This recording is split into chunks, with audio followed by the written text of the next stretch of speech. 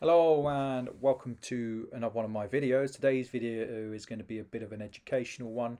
I'm going to be talking about coin pricing.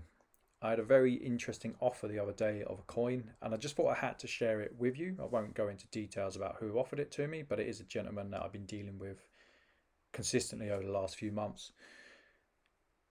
Yeah, let's get into it. So I was offered a 2016 PF69 double sovereign Butler effigy. It's an interesting coin. I said it to the client. I said that is an interesting coin for various reasons. One, it's a rare coin. It's a rare coin in terms of the fact that it's under 1,000. It's a rare coin in terms of the fact that it's probably one of the key coins to collect in the doubles. I think it's the lowest mintage out of all the key coins. And it's also an interesting coin because it's PF69. There hasn't been much love for 69s of late. Now, I made a living selling coins that weren't 70s. I'd find them, I find the diamonds in the rough and I'll move them up the value curve. That's what I'm very good at as a businessman. A lot of people look down on it. Some people just want 70s. Some people just want top pop coins, depending on the era it's from. Like I said to the same gentleman, actually, sometimes you'll get a 70, but depending on the era, an AU53 and AU55 might be a fantastic coin. Like an MS64 might be a fantastic coin. You don't always have to go for the very, very top because it gets exceedingly expensive. You have to have very deep pockets. Now, to go back to the 2016, I said to the gentleman, my gut instinct was it's worth 1,200, but I wanted to do a bit of digging and I wanted to speak to some people. I don't always know. With coins and with items like coins and collectibles, I think this is very prudent for collectibles, say Pokemon cards or stamps, etc. People like me, we're looking for price consensus. When you get a gold sovereign, you've got thousands of transactions. There's no dispute around price consensus. It's literally a case of you look what the spread is, and it will be very, very small. The spread will be like this. There might be £10 in the spread. And you just price it upon that point. And then you look at the other dealers and is it within the realms of respectability? You don't have to be the cheapest.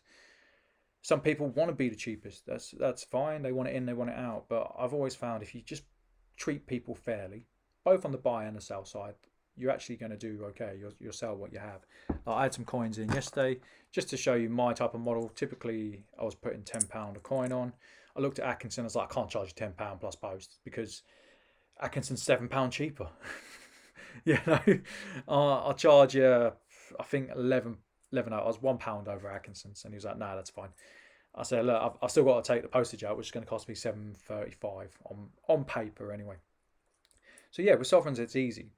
When you go further up the semi-Numian and numismatic scale, getting that price consensus is hard.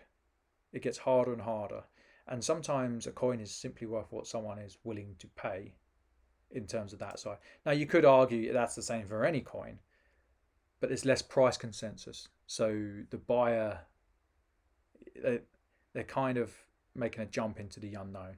And that's why when you buy at auction, you see these really strange results on both ends of the spectrum. You get it really low or you get it crazily high, and you look at it and you think, oh, I look at it and I think, I don't understand the rationale behind that.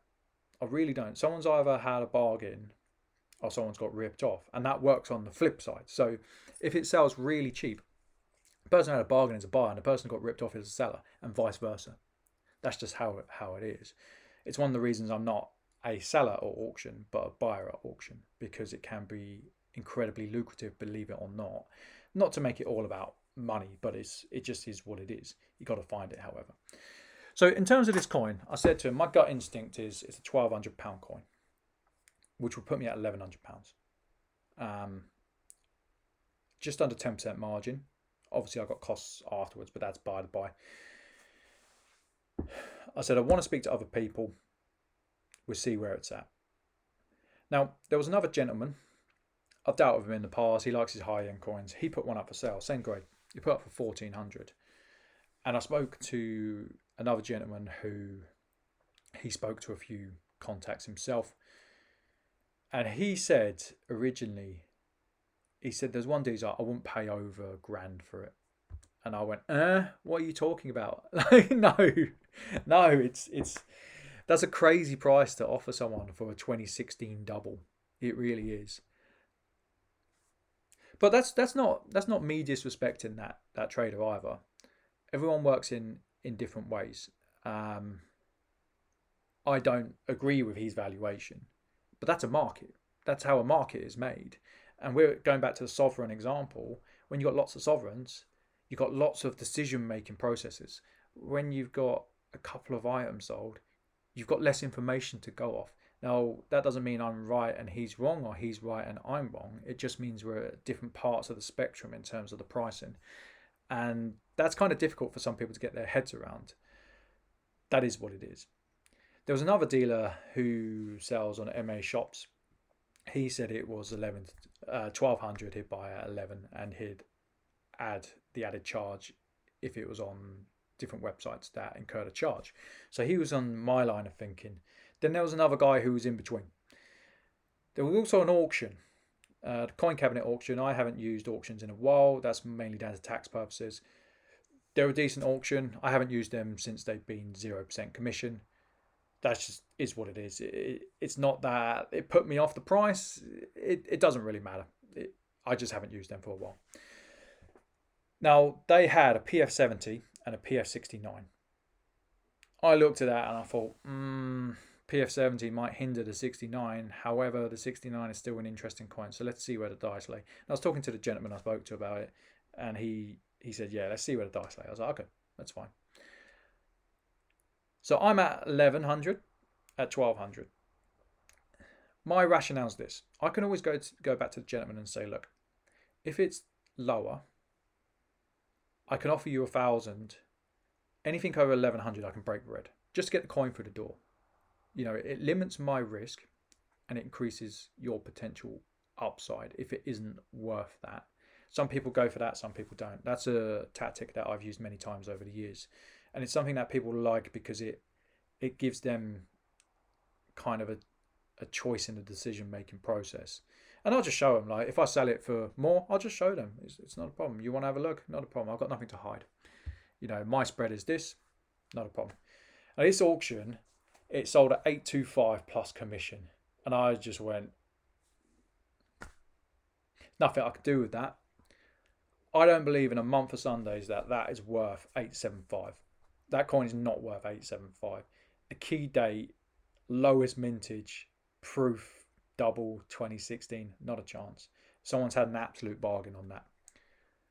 But it gives me a problem because I can't go to the client and say, hang on, this is sold for 875. I can only really offer you, say, 900 because I can't go to a potential buyer and say it's worth 1,200 when they can look that up. And I've got nothing to hide. Like, it doesn't matter where the spread is. My job's to make the spread. It's not to oversell or undersell anything.